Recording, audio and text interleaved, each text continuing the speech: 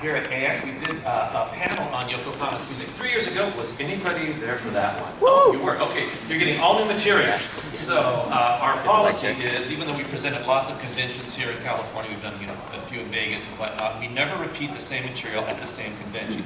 So thank you so much for joining us. Let me just we'll introduce ourselves real quick. My name is John Marr, professor of music at Santa Ana College. My name is David Lopez, professor of music at Fullerton College. I'm Elliot Jones, professor of music at Santa Ana College. Okay, so for those of you who were here 3 years ago, we are going to do a little bit of her bio again, so just sit tight, but I want to talk a little bit about Yoko Kanno, and then we're going to go ahead and go through her music one by one. We'll each be tackling one piece. If you have an empty seat next to you, raise your hand. There's one here, there are a few over there. Okay, thank you. All right, so Yoko Kanno. So real quick, just a real quick bio stuff here. So she was born in Sendai in the Miyagi Prefecture up here in Japan there. She was a child prodigy. As you know, if you've ever seen her play piano live, she's excellent, and she entered many song contests and won her first prize at age 10. And she got to be quite good at that, she said. And it's interesting, if you want to know where we got most of this bio stuff, Kanno does not have a Facebook page, she does not have Twitter, any of the normal social media outlets. So this is going to sound very strange, but there's an excellent interview with her on Red Bull Academy. It's from about 3 years ago, but it's actually the best interview she's ever done in English. I've learned more from that than almost anything, but you can pick up a lot of this info there. She did study at the Conservatoire National Supérieur de Musique and the Danse de Paris. So she did study in France, and that explains some of her facility in doing what she does. She returned to Japan and studied literature, and I've also heard writing, that she studied writing as well. Somebody told me that during the last panel here at AX. I haven't found that anywhere. Most places I've looked have said that she studied literature. The point is, she wasn't a music major. Not that we mind that. Dr. Jones and I put on an anime spectacular last fall, and it was all anime music. And we don't mind doing anime or video game or film, TV music as much as a repertoire. We love everything. So she did. That's right. Well, look, most rock musicians don't have degrees in music. So, all right. But while she was at university, she earned a reputation for being an excellent transcriber and a very, very fast worker. So she started getting some of that work pretty early on. Her first big break was being asked to write the music for a video game called Nobunaga's Ambition. I don't know if you kids have heard of that, but if you talk to your mommies and daddies, a long time ago, there was one called a Sega Genesis. And as you all know, she's mostly known for anime soundtracks, although I checked her Wikipedia page and whatnot. She has been doing mostly live film for the past 4 years. I hope she comes back to anime because, quite frankly, the anime she works on, I don't know the live films she's done, but the anime she's done is really good. So, I mean, they're better than the live films, I think. All right. She often conducts orchestras, and by the way, she has conducted some pretty big orchestras, namely the Israel Philharmonic. They recorded the Macross soundtrack for her. That's not some, let's pull this group together. I mean, this is a real orchestra. That's a world-class ensemble, and she did conduct it, and they thought she did very well, which I think is fascinating. She also has a jazz big band ensemble called Seatbelts, and I would love to see them live. I've never seen her live. She gives entire concerts as a piano soloist. In fact, she gave a surprise concert here at AX back in 2010. Did anybody see that? Yeah, she just showed up. But that's her. If you know Yoko Kanno, that's just who she is. I mean, she likes being kind of the one you can't find and kind of the different strange girl. But she has performed here twice. Records music in different countries to bring a different perspective and authenticity to her music. So for instance, if you came, well, most of you got in early, you heard some of the music from Cowboy Bebop. Before she wrote that soundtrack, she took a bus tour across the US to go to Chicago and listen to, Chicago blues, and head down to Mississippi to hear the Delta blues, and go to New Orleans to hear Dixieland and whatnot. So she really takes it very seriously as far as absorbing the music that she writes. However, she does avoid cliche. The music she writes is excellent, and it's whatever field, whatever genre it is, it's really, really good. She's recorded in, name this city if you can. What city? Rio. Rio, very good. Let's see. How about that? New York. Very good. Rome. Trick question. That's Little Italy in New York. All right. Anybody? Yeah, that's my crowd. Nobody said Paris. Good job. This crowd knows that's Tokyo Tower. And this next one's tricky. Take a guess. Iceland, very good. For Terror in Resonance, if you've seen that. Okay. All righty. Okay, her musical style. Basically, her Seatbelts is her group. It's a traditional big band instrumentation, incredibly diverse, excellent musicians. Their repertoire includes, and this is where what I find amazing, blues, jazz, swing, as well as bebop, rock, heavy metal, progressive rock, country. Although country is probably the country stuff she's done, maybe not the best. I mean, I've played in country rock bands, and that I found a little bit lacking. But rhythm and blues, excellent. Funk and soul, electronica, hip hop, world music, West Africa, North Africa, India, Brazil. And I teach world music, and I can tell this is what she's pulling, this is what she's doing. Especially like Wolf's Rain, you can tell very, very resilient that soundtrack if you're familiar with it. Experimental stuff, because she likes to, as you probably know, she's always pushing the boundaries. And despite their eclecticism, her music is always excellent. Whatever genre it is excellent music of that genre. She's also influenced by many art composers or 20th, 21st century composers, especially Prokofiev, Arvo Pärt, and Steve Reich. All right, and the vocalist, I just want to list some of the people she typically works with. This is Tim Jensen, a lyricist, and he's also the one that in the beginning of Cowboy, 3, 2, 1, let's jam. That's his voice. So she often writes lyrics for her. This next one, the Russian singer Odiga, coincidentally passed on 3 years ago. In fact, right after Dr. Lopez and I gave a panel at ALA, Anime Los Angeles. A week later, we presented in Otakon, Vegas, and she died in an interim. This is quite sad. She did the themes to Ghost of the Shell standalone complex, and some other stuff with Kanno. Steve Conti, an American. Let's see. She goes by Ila, but Ilaria Graziano, an Italian singer. Scott Matthews from Down Under, he's Australian, day and night. And Gabriella Robin. Now back in the 90s, before the internet really became a thing, and it took like 5 minutes to load a web page, and people just didn't bother, she goes by Gabriella. You'll see the name like lyricist Gabriella Robin, or singer Gabriella Robin. Finally, Gabriella Robin made an appearance in concert, and everybody said, hey, that's Kanno, and it sounds just like this singer. So actually, she finally posted a picture of herself, Gabriella Robin, it's Yoko Kanno in a bear suit. So I thought that was really cool. All right, so here is, that was the Seatbelts with Mai Yamane. All right, anime she's worked on, and I should mention what I didn't put in here, but this is one of the, was the Porco Rosso, the Miyazaki Studio Ghibli film. She arranged some of the music. She also arranged the music for the first chapter of Memories, Magnetic Rose, which was written by the brilliant Satoshi Kon. If you guys know Paprika or Paranoid Agent, it was him. And all the stuff they worked in with the Puccini music and Madame Butterfly and whatnot, that's her arranging. Also, she worked with Macross, of course, Bebop, Rasafan, Cardcaptor Sakura, one of my favorites ever, Ghost of the Shell Standalone Complex, Aquarium, Space Dandy. Yes, she did do the music for Space Dandy, which I think has one of my favorite soundtrack titles ever. Has anybody seen the second soundtrack for it? It's called Boogie's Wonderland. You guys know Boogie Wonderland by Earth, Wind, and Fire, the old disco tune? Yeah, that is a great tribute and homage. And Terror in Resonance, and then her last one, and I think this is the last one she's done, is Kids on the Slope, which is excellent. All right, so I'm going to go ahead and turn it over to Dr. Lopez here, and he's going to talk about ride-on technology from Ghost of the Shell Complex. Great.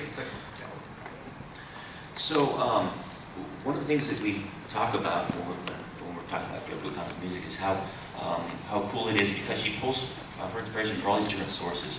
And so when you listen to it, you can't help but notice those fingerprints. And in my personal opinion, I think it probably comes from her transcription. John mentioned earlier that one thing she did earlier in her career was a lot of transcription.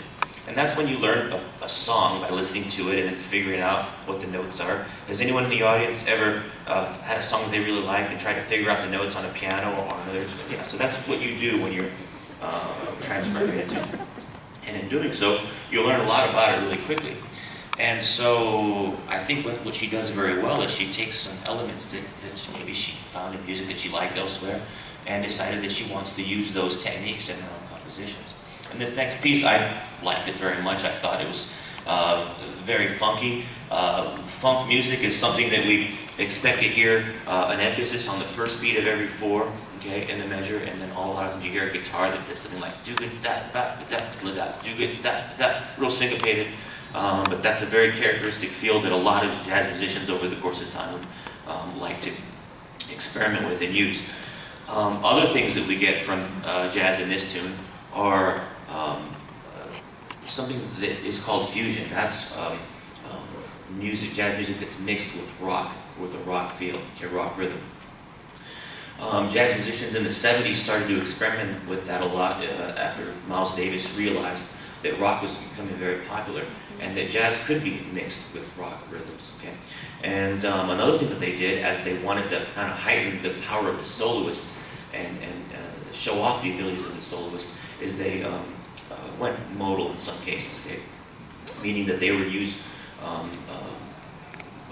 modes for long periods of time, like 8 bars or 16 bars, instead of chords that change rapidly, 2 times a measure and so forth. And they felt that what that did was it kind of allowed the soloist to kind of be a little more free in the notes that they choose. When chords change rapidly, if you're the soloist, if you're an improviser, you have to make decisions based on those chords, whether you use them or not. No matter what, the chords that are changing still are influencing you. So when stuff goes to a more, a simple kind of approach, a soloist has more time to make those decisions and whether or not they want to go inside or outside. Sure, go ahead. I'm just going to demonstrate a mode. So the thing is, most music, sorry. Can you hear that? Good. Okay, so here's a scale, like a major scale.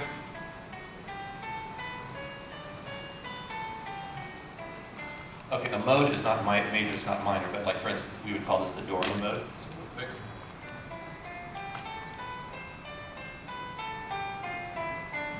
There it is. Sorry, David. No, thank you very much.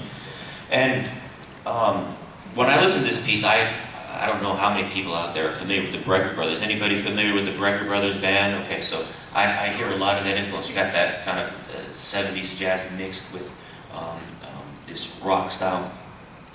And even the melody, right, is kind of out of that Brecker Brothers style. Instead of like a real simple melody that goes, do a deer, a female deer, you've got angular lines which are like, ba-ba-da-ba-da-ba-da-ba, ba-ba-da-ba-da-ba-da-ba-da-ba-da, right? And so that's the kind of stuff that we get here. And of course, outside playing, I don't want to get too technical, but anybody who's taken music theory knows that there's certain kind of harmonies that fit certain places. In jazz, some soloists do the opposite of that. They go against it, which makes this sound have a specific kind of rub, and that's by using substitutions. That, in other words, using other chords on top of the one that's given to you. Yep. Usually a tritone away, which gives it the most bite. Okay, so we can probably take a listen a little of this if you want to, and hear some of that stuff. Right on technology.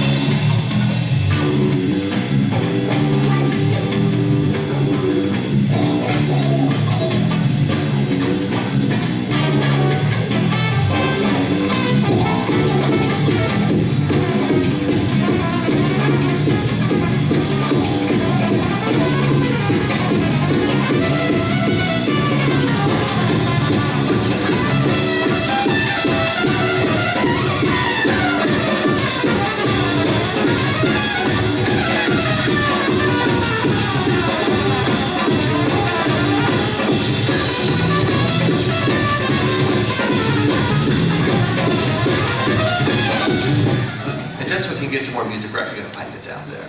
But as you can tell, an amazing piece. Okay, so we're going to turn it over to Dr. Jones now, who's going to take a look at a piece from Cowboy Bebop. All right, so we're gonna give a listen to the Singing Sea. The Singing Sea actually has a very brief appearance in Cowboy Bebop, and its appearance in the series, in the scene, I think in just a moment you'll see a picture, is actually in a different form. In that instance, it's more just piano solo. We're going to play you an arrangement for vocalist and sax quartet, which is just, I think, an amazing arrangement and performance. And it's this particular post-production arrangement and recording that I'm talking about here when I describe this as a twisted big band style ballad with sax choir. The term I'm using, twisted, in quotes. What I'm referring to there is an emphasis on the part of the arranger to really bring out a dissonant quality, rather than having sonorities, harmonies that are gentle on the ear, comfortable to listen to. There is an emphasis on the intervals that strike our ear with a little more of an edge, that seem to clash a little more. And in addition, that dissonant quality heightens the ironic, the nonsensical aspect of the text, which you'll see here on the next slide in just a sec. The lyrics were written by Chris Musdell, and the vocals in this particular recording are sung by Donna Cumberbatch. No relation to Dr. Strange and Sherlock Holmes. but and as cool as his voice is, her voice is cooler. As you'll hear in just a second. Now, simple structure. Structure, the form of any piece, whether it's a short, simple song, whether it's the third movement of a symphony, there is some kind of pattern or intentional avoidance of pattern. This is what we're talking about when we say structure. When we talk about structure in music, we often use labels. We use letters as labels. So if you had, for example, two sections in a piece of music, and they were repeated each other, so you played a melodic idea, and then you repeated that melodic idea, we would label that as A. If, on the other hand, you played a two-section piece of music and that second melody was contrasting, it had something that was noticeably different about it, we would label that as A, B. Obviously, a two-part structure is pretty simple to start with, and an A pattern is probably the simplest form of that binary structure, and that's what we have here. So you have a melody that is essentially the same tune repeated. So we're going for simple melody with a little more complex dissonant harmony, accentuating the kind of dark, off-kilter quality of the text. Now, one last note I want to make. The sax choir is just a brilliant choice for this. A sort of jazz ballad of this style would normally be accompanied either by piano, maybe piano alone, maybe jazz combo, piano, drums, and a horn, a sax, for example. But to take four-part sax choir, essentially, is a little bit of a different direction to go in. But the kind of nasal tonality, the sort of, again, the music is written for these saxophones in a register, in a part of their range, that emphasizes this kind of darker quality. So give this a listen. And we'll put the lyrics here up on the screen for you so you can get a sense of just how off-kilter the words are. In the show, you wouldn't have heard this text. It was there underneath that music.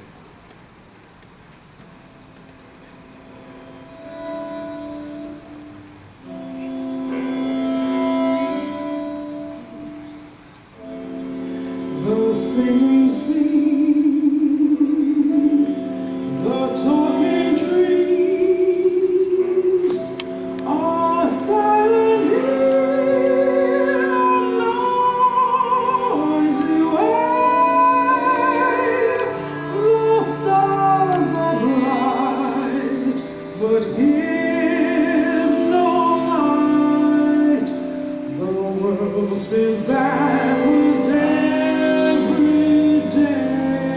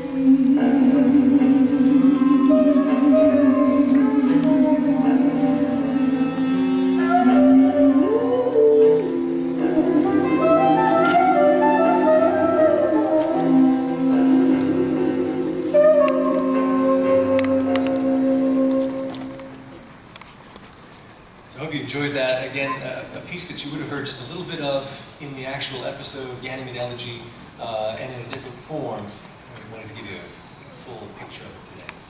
Okay, and by the way, Dr. Jones actually performed that a few years ago after I introduced him to the music of Yoko Kanno. Really fell in love And with you it. didn't bother telling me, so like right before you're about to sing, I couldn't make it, but that's okay. Not that I remember things like that. Okay, well, I'm actually going to go ahead and order a bit because we've had a couple of quiet tunes. Let's do one a little higher energy. We're going to take a listen to Lion from Macross. And this is an interesting one. Now, as I mentioned, Dr. Jones and I, it was actually his idea. We put on an anime spectacular last fall, and we kind of led it over into the spring as well for our spring concerts. And the idea was we wanted to do some anime music, and typically with a choir, if he conducts, you have a piano, and you only have a piano. And we thought, in order to make this music really come across, we need to have a full band. So we actually did a full rock band. We had, 2 keyboardists, we had the drummer, we had a bassist, we had a guitarist. And we had found some music. A couple of our singers are here in the third row. That's right. That's right. A bunch of our singers are here. I know. Thank you for coming.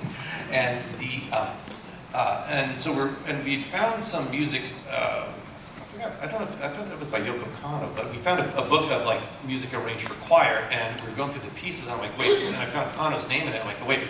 And I was like pitching this to him over at Genki Sushi. I'm like, dude, let's do this one. He's like, okay, we'll do it. And I was like, yes. So we're going to take a listen to Lion, and this is a lot of fun. So this is about Macross F, the opening theme. It's the second opening theme.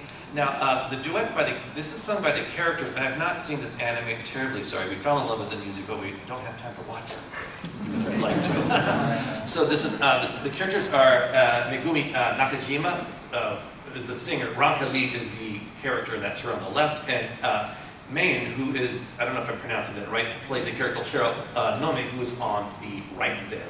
And here they are in real life, that's what they really look like there, and here they are in their idol forms. So it's a pop tune, and it is a pop tune, but it is a crazy pop tune, and it really underlies Kanno's, jazz underpinnings, because it may be a pop tune, and not that she doesn't do like, 2 or 3 chord songs, but this is just so all over the map. Multiple key changes, and I'll tell you right now, for the band, this was the most fun for us to play. It was by far the most difficult, and I don't think we ever got it right, because I was playing the string parts on the synthesizers, even those were difficult, and we had the pianist, all of us had, it was all over the map.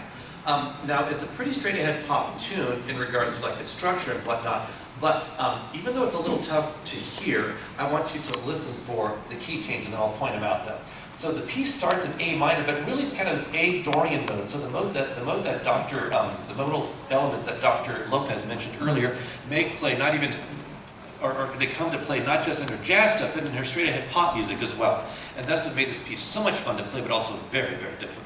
And it was really cool because this last semester we performed this at the Rose Center Theater in Westminster. And I don't know what we called it, but we had these 2 huge platforms on both sides of the stage, and we put our singers right up there with the spotlights on. It looked really cool. Once we got into the platform, and once we saw the theater, I looked at Ellie and I'm like, dude, Lion. He's like, oh yeah, that's where we're putting our soloists. So it was a lot of fun. So here we go. This is Lion. So they're up there on the slides. I'll point them out there. So lots of key changes. As far as meter, the whole thing stays in 4, but like I mentioned, tons and tons of fun. Here we go.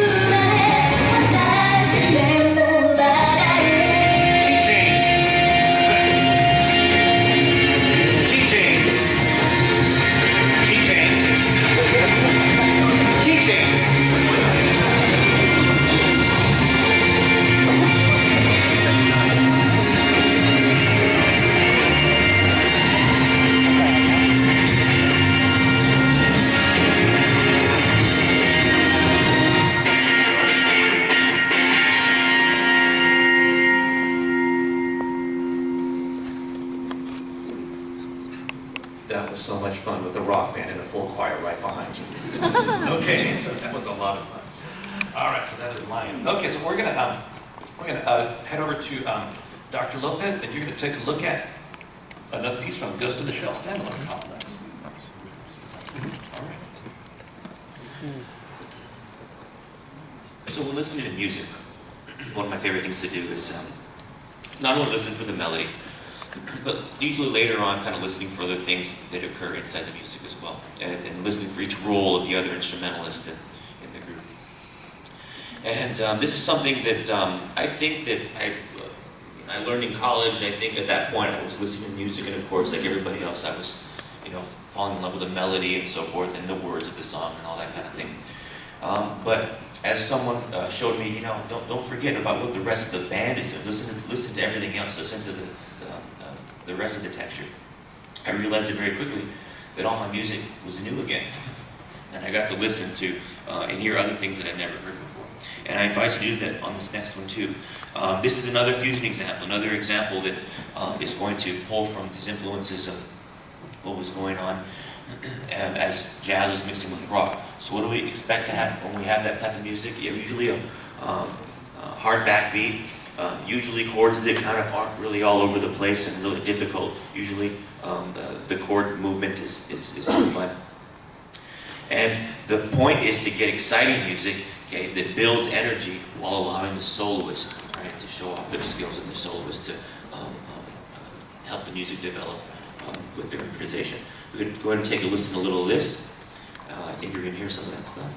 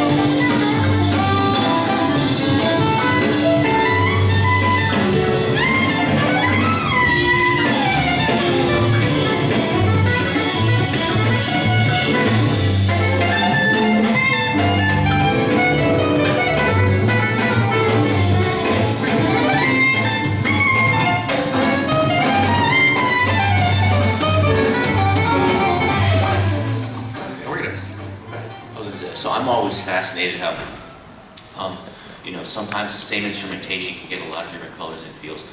The piano, bass, and drums is your standard kind of instrumentation that provides harmony with rhythm and excitement, but doesn't always have to be fast and high energetic like this. Sometimes it can be medium, sometimes it can be slow. The Yellow Jackets have always done a great job providing variety with this type of instrumentation. So when I hear that, I think, it kind of sounds like Yellow Jackets. We've talked about them before. But Yeah, check out the Yellow Jackets if you don't know them. Yeah. Okay, cool. Okay, so we're going to move over to Dr. Jones. He's going to take a look at another piece from Cowboy Bebop. Right, Cowboy Bebop again. Whereas that last song, The Seeing Sea, there was just a little clip of it in the actual episode. this song is featured in its entirety at the end of the series, so I have no doubt that many if not all of you, are familiar with the entire piece. I wanted to talk a little bit about some of the musical characteristics, some of the elements within the music that like David was just saying, if you're willing to dig in a little deeper with your ear, you can hear some of the underlying structure, and a piece that maybe you were very familiar with can become new again. Also wanted just to do another number that we had performed in our concert, because it's just been fun to relive that. And as long as I'm talking about that concert, I don't want to take too much of our time because I know we're on a tight schedule here, but I just want to mention, how many of you have played in a band or an orchestra? You play an instrument of some kind, you played in an ensemble. Excellent. How about you sung in a choir, either currently or you have sung in the past? We have a lot of musicians in the room here. How many of you are currently in an orchestra, band, Actually, or choir? Oh, no, got the question? Well, no, how many of you do karaoke just with your friends like you're fun? Yeah. Now, let me say that last question. How many of you are currently in an ensemble? That's not bad. But if you look around the room, that's a smaller percentage than have been in. Now, I want to point something out to you. Am I right that you had to stand outside before you could come into this? Is that correct? So I just want to point out to you that you stood outside in 105-degree weather to listen to three guys in suits talk about music. It is, and that's cool, and we appreciate that, really. Yes, but it is so much more fun to make music. So if you're not currently, go get into a choir. Go get into a concert band. Find your local community college, because here in Southern California, you can't throw a rock and not hit a California community college. We are well provided with institutions of higher learning where you can just go out and sing or go and play. And I guarantee you, maybe Fullerton's got a pretty big program, so maybe they're going to make you out program. Yeah. Most of our programs, if you come and say, hey, I played violin, but it's been a few years, can I be in the orchestra? The directors would say, oh yes, you can be in the orchestra. Come play with us. Come talk to me, you want to sing the Santa Ana College Choirs? Yes, you're going to sing the Santa Ana College Choirs. Go make some music. Learn about it, enjoy it, and then make it. Now, here's some cool music that we had a chance to make these last couple semesters, and that is the song Blue Power Ballad. Now, we all know power ballads, right? Especially if you grew up in the 80s. How many of you grew up in the 80s? There we go, there are my people. So the power ballad was just a signature gesture of the 80s. Slow tempo and crescendo. Those are some of the main elements of a power ballad. By crescendo, we mean a gradual increase of volume over time. And we might even broaden that out to say volume and intensity. So usually a ballad, especially a power ballad, starts light, starts melancholy, and then builds to a big finish. And we hear that in this piece. But that contrast that sense of crescendo provides, the composer here has taken that and really built on it. This piece is not just as we hear a nice build in intensity and volume, but there is quite a contrast of tone, vocal and instrumental tone quality. We begin with a very childlike vocal tone, sung by Gabriella Robin. So as you learned, yes, that is. Parallel thirds, simple, lullaby kind of harmonic structure. Really simple way of harmonizing that line. The tone quality is kind of clear, not a lot of richness, a slight breathy quality to it, and an avoidance of vibrato. Vibrato is a vocal ornamentation where we kind of vary the pitch, just wobble the pitch up and down a little bit to provide interest. That's absent here, to again create that childlike sound. Then, later, we bring in the Janis Joplin-esque, kind of rough, gritty, edgy vocals of Maya Mane for the bulk of the song. In terms of structure, structure and texture, that opening, low-intensity opening, is what we call a homophonic texture. You're going to hear a main melodic idea, and everything else is designed to support that melodic idea. You've really got one thing to listen to with accompaniment, as opposed to later in the course where you're going to hear multiple melodic lines woven into each other. We would call it a polyphonic texture. Multiple melodies, instead of one melody on top of some chords, multiple melodic lines that fit together in a very pleasing way to the ear. Last thing I want to point out is the use of nonsense syllables in the intro and later on in the course of a refrain. These, you may think that this piece opens with Latin, that maybe that they're drawing upon a medieval influence, a Gregorian chant, but in fact, these are syllables that don't have meaning. Occasionally there are words that, that are either inserted that are a real word, such as Messiah, that we hear from time to time in this text, or they're designed to sound like a word, to evoke a particular meaning without actually being that word. The idea here, composers will set text like this if they want to create kind of a soundscape. They're trying to go for mood without maybe the baggage of real specific meaning. So with that, let's give a listen to Blue from Cowboy Bebop. Yeah, I had to write out all those vocables. Those nonsense syllables are, but that's what we did when I arranged this for choir last summer. Whoops.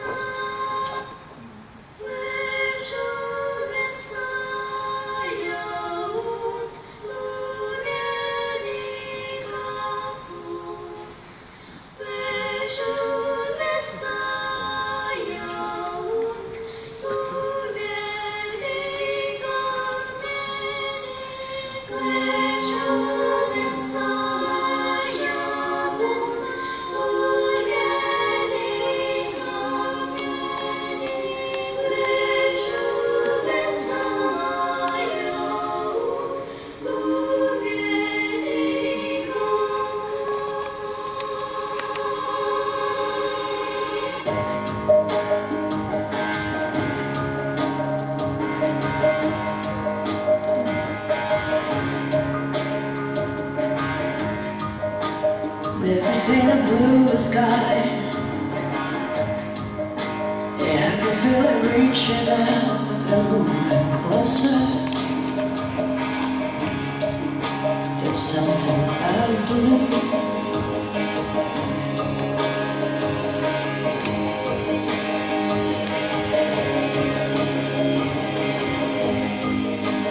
Ask myself what it's all for.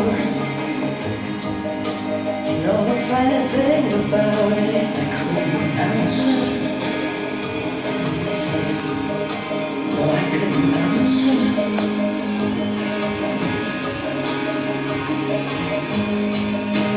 Things are turning deeper shade blue. Images that might be real, maybe illusion.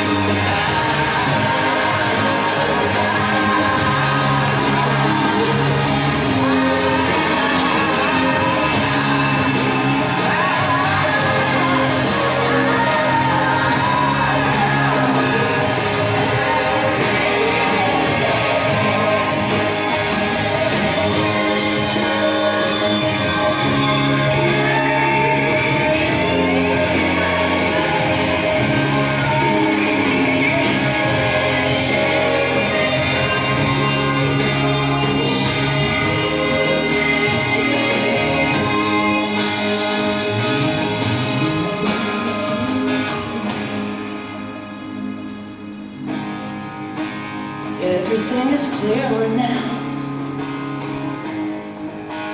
Life is just a dream, you know, it's never ending. Ascending.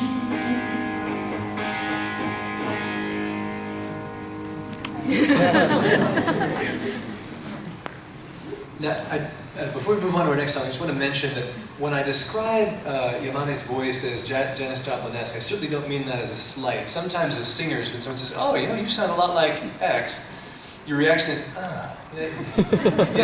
You're trying to imitate somebody else. You're trying to bring your, maybe take an influence and make it your own. I use that as a reference in many rock and pop and even folk styles. The idea in vocal tone, vocal quality, isn't to demonstrate polish and technique. There are certainly genres, classical music is a great example of that, where you want to hear the polish, you want to hear the elegance, you want to hear the sort of very intentional beauty of tone. But in say, rock music, what you're looking for is raw emotion, sort of really unfiltered expression, and just, for my money, female vocalist that gives you that in spades is Janis Joplin. So when somebody else evokes that same kind of rawness, that's the first thing that comes to my mind. But in no way am I trying to say she's imitating Janis. She's bringing her own quality to it. But you'll notice that there is that sort of raw quality. Pitches are often approximated. She's not holding a single pitch for a long time. She'll kind of slide up to approach it and then slide down. As a way of expression. It's very powerful. And I was going to say, I meant to explain one thing before I skip to the next slide here, but when I put down cantillation, what that is, that actually comes out of cantillation came out of the Jewish tradition where they would sing songs to God, and that actually influenced the Christian, later Islamic traditions. A denomination of Islam called Sufism uses cantillation all the time, and what it is, it's used in the Qawwali tradition. The most famous one would have been Nusrat Fateh Ali Khan. But the point is, they use these we call them vocables, and I should have put that in, but a vocable is just a nonsense syllable. But the reason they use them is because if you're going to express Allah or God in God's entirety, how do you do it in human language? You cannot. Therefore, you switch to vocables. You just have the syllables, you have the sound, but at no point are you restricted by human language. You see, so that's another tradition. That's quite interesting. I was deciding which ones to do because we may have to cut one or two of our pieces. But there's one person in the crowd that I know really likes this piece, so I figure she stood in the sun a long time. So we're going to take a look at Garden of Everything. Now, this is actually not from an anime, interestingly enough. This is what's called a B-side. So, without giving too long, kids a long time ago had these black discs called records. And you buy the album, and then they'd have something called a single. And they'd want you to buy a smaller record. And you say, well, why do I want to buy the small record? I got the big one. We're going to put a B-side on it that's not on the record. Like, aha! So then you love your artist, and you buy the album, and you buy the single. Why? Because the single's on the album. On the flip side is what we call a B-side. Okay? And if you go to Japan now, it is still the era of CDs. They still pay $30 for a CD. I was there 2 weeks ago, and they still have CD singles. And so this would have been a B-side CD single. I know it's very encouraging. I was showing Dr. Lopez the crowds that wait for big band concerts at Tokyo Disney Sea. It's amazing, nothing like what we have here. But it really was fascinating. So this is actually a B-side of a single, which was for Tune the Rainbow from Rasifan, Pluralitas Concertino, which was actually the film version of Rasifan. I've seen Rasifan. I think it's great. It's wonderful. I saw it before I saw Evangelion. It does take a lot from Evangelion. I think it holds together a little bit better. But Kanno did write the opening theme for Rasifan. So vocals are Steve Conte and Maya Sakamoto. Lyrics, Chris Mosdell in English, and Sakamoto did the Japanese lyrics. The verses are homophonic and the choruses are polyphonic. In other words, the chorus, there's going to be more than one melody. Now, the melody that Sakamoto sings is actually a quote of a piece by the Russian composer Alexander Borodin. And if we had more time, I would speak more about him. But let me just say, he's one of my all-time favorite composers. And he was not a composer full-time. He was actually a doctor of chemistry. He was a chemist. And he wrote like 5 works that are classics. And sort of like, unlike Mozart or Beethoven or some of those others that have written dozens or like hundreds of works that are classic. I mean, he's immortal, but he has a really small handful of stuff that I think is great, and this is one of them. Let me just play a little bit. He actually took, this tune.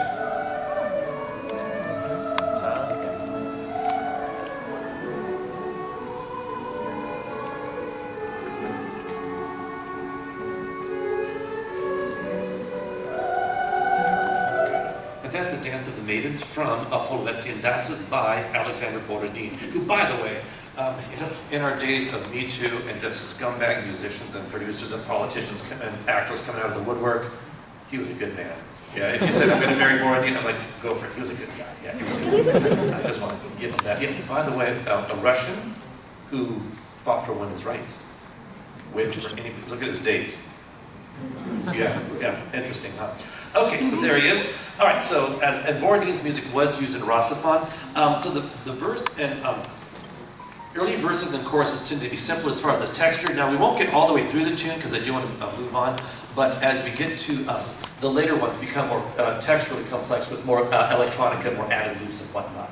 So with that in mind, I think we are ready. So this is the Garden of Everything. So listen for the, we're going to have a homophonic chorus, polyphonic verses, and just beautiful stuff. I love this.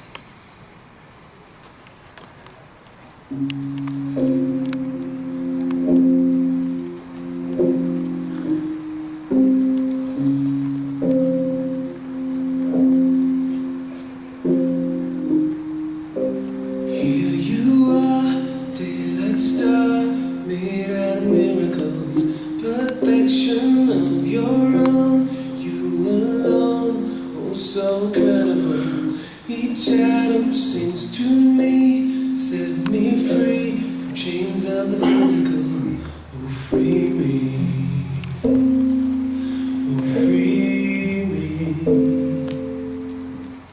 Mirror melts somewhere else inside eternity, where you on outstretched wings sing within the garden of everything, where memories call to me, backward dreams of phantom reality call to me, they call to me.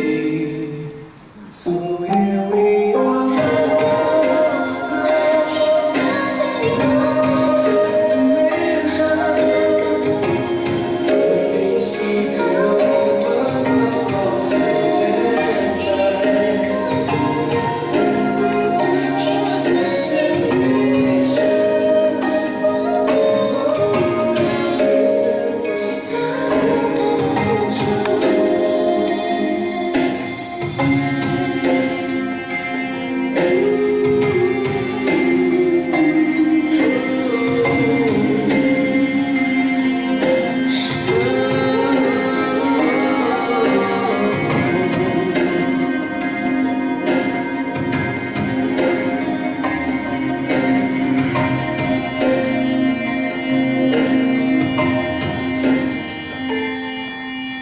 Eyes of pure, deep azure, quite unbelievable.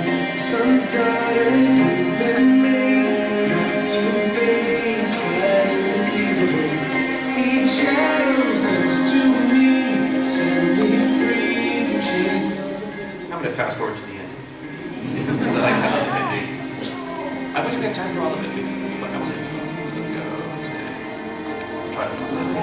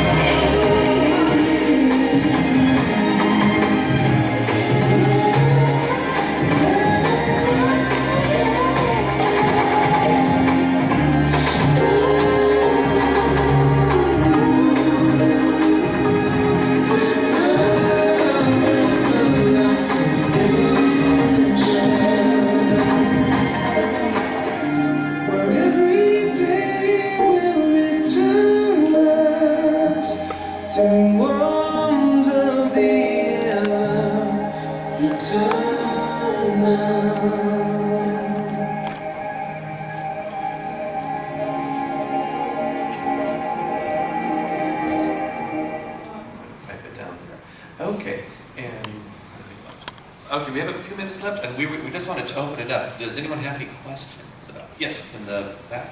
Hi, thank you very much for this panel. I was wondering, like, let's put in perspective, like, Yoko Kanno versus Yuki Kajiura. If, on some side, you have, like, someone who composed really simple melodies, like Yuki Kajiura composed really simple melodies that are used, like, you can almost, like, only one sentence, and then it repeats again, and so on. Yep. And she makes really many seasons and something. And on the other hand, you have, like, Yoko Kanno that does really complex music that will be maybe in an anime that nobody will watch because it's Tornado Gundam or a Symphony movie. So do you think there is she deliberately decides to compose the music for works that are like just one shots or works that are also highly complex, but which is not so good to talk to a large audience, right? Because we, yeah, so I want to have your. Okay, well, and by the way, please come to our panel tomorrow morning at 10 a.m. We're doing Yuki Kajiura. Oh, Sunday, excuse me, it's Sunday, and not tomorrow, it's Sunday. And Kajiura is actually performing tonight at Anime Expo. No, she's actually tonight. Oh yeah, she's tonight. Okay, regarding comparing the two, it's a little tricky. What's interesting, and we didn't get, and unfortunately Dr. Lopez won't be able to be there, but I did give him the soundtrack to Princess Principal, which has a lot of jazz influences, yet is still Kajiura. Kajiura, I found, she pulls a lot of elements and traditions from the Middle Ages, which I find to be very interesting. So a lot of times she'll use like power chords and whatnot that are harmonically much simpler than like the more complex jazz voicings that Kanno uses. As far as why they do it, now was part of your question like why would they do that? Yeah, like, do you think it's related to like being strategic, like the fact that Yuki Kajiura wants to make everyone remember their music? Like, That's a good question. As far as well, here's the thing. When it comes to soundtracks, because my degree's in composition, I teach theory. In fact, we looked at line in my music theory 1 class in my music, So I'm like, okay, once you've learned about keys, now watch this. And the point though with it though is that people asking, do you notice soundtracks? For the most part, I don't notice soundtracks. I mean, like, what do you think of the music for like Avengers films? They're very generic, except for Ragnarok. Ragnarok was cool, but the rest of them. So the only time I notice something is when it's really good or really bad. So with Kanno and Kajiura, they want something memorable, but the thing is, you have to work with your director, your producer, and bring across whatever they're going for. The thing with Bebop, and if you've read the interviews with the director, her and him, they would just go back and forth. Like she would write music, then he'd write a story about it, which is the opposite of the way it's normally done. Because typically, you get here's the movie, it's locked. Because the last thing that we call it locked, because once they have the final cut, the director's done what he wants to do, editor does what he needs to do. You got your sound effects, ADRs in, the movie's now locked. Composer, write to this. And you're stuck to whatever it is. You may have an idea, but if it's like a millimeter or a millisecond off, it's not gonna work. So I actually teach a course at Santa Ana College where we put music to video. And because I'm me, we of course we have these 1-minute anime, I make them all do also. And the thing is, so typically you have to kind of put it in you can compose, but it's a pretty tight box, okay? As far as expressing yourself, as far as making it memorable, that's up to the composer, depends on the composer, depends on the situation. In cases like Blue, you're gonna remember Blue, right? Some of the stuff that Dr. Lopez tackled, you probably know it, but it's not like the main thing, you know what I mean? It's the music's there, but you won't really notice it. So like with one piece that we did do today, Trip City, which I love from Ghost in the Shell Standalone Complex, it's this crazy rock piece that changes meter a bunch of times. It's like source music during one of the Tachikoma scenes, if you guys have seen Ghost in the Shell Standalone Complex. So I was wondering where it would come in, and I'm like, oh, that's it. So it just depends, really. I mean, I don't think it's a very good answer, sorry. Okay, all right, other questions? Yes? For aspiring musicians who want to get into the anime business, what would you recommend? There's always a debate between composition, film, jazz composition, film scoring. Everything, yes. Film school, if they say we're going to teach you how to write film music, avoid that. Like the thing, like film music projects are typically not that good. Study composition and study as much as you can. Take history. Classical though, and doesn't really use a lot. You need to know everything. Because the thing is, if the producer says, you know something, because so many soundtracks rip off other composers or they sound like them. If someone says, I want something that sounds like Debussy, you need to be able to do that. Or if they say, I really want like a Stravinsky vibe, or even like the classic rock vibe, you have to be able to do that. Kanno does that better than anyone. She's excellent at that. Not that she's deriving, but she's good at speaking every language beautifully. Okay, and take as much theory as you can, understand all sorts of music. Okay, and then after that, you got to hustle, because a lot of it's just connections. Not even talent. It's not really talent, kids. It's connections. It's getting out there. No, I mean, it's like hustling your music and like, you know, and not sleeping. And remember, every composer, if you see like a composer, that composer probably did not write the music. Every composer has 5 or 6 composers working for him or her, assisting to write the music or orchestrating, getting parts together. Okay. You know, I was just going to say, this is a slightly different venue or aspect of music than what you were asking about, but the principle holds true. When I was doing undergrad and grad work at Arizona State University, I got to know a lot of people who were in the vocal performance program, knew a lot of the singers, actually married one of them. But I was always struck by the number of those vocal performance majors who would pigeonhole themselves. They would put themselves in a box. Say, oh, I only do this. I only do this style. And if they were in choir, because maybe they got a choir scholarship, and the director needed a different style, they'd kind of push back against the director. That's not my style. I don't do that. My voice, that's going to hurt the vocal technique. And I always thought that was crazy, because if you're a singer, you want a gig, right? You've got to get the job. So what's going to get you more jobs? Being only a classical vocalist? Or being someone who can say, yeah, I can do country. Yeah, you want a rock singer? I can do rock. Jazz? Sure, I can do jazz. So what John was just saying, do it all, I think is really great advice for any musician. Try to internalize as much as you possibly can. Listen to as many different styles as you can. Try to write as many different styles as you can. Give yourself challenges. Give little tests. Okay, today I'm going to write a jazz song. Tomorrow I'm going to write a medieval organum, some simple polyphony. And if you do that, then when the director, you land a shot, maybe not even a gig, but you land a shot at a gig, and the director says, you know, here's this scene we've done, and here's the piece that's in my mind, right? And they're hearing a Tchaikovsky piece, or they're hearing a piece of Gregorian chant.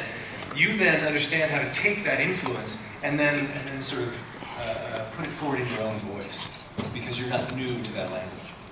Okay. Well, listen, thank you. We're out of time. Oh, so like her music is available on iTunes. Remember, appreciate good art with your wallet. Okay, do not steal it. Thank you. If you have any questions, I'll put this up. You may take a photo. If you want to, Jeff, for the question, you may come up and ask us. Thank you so much.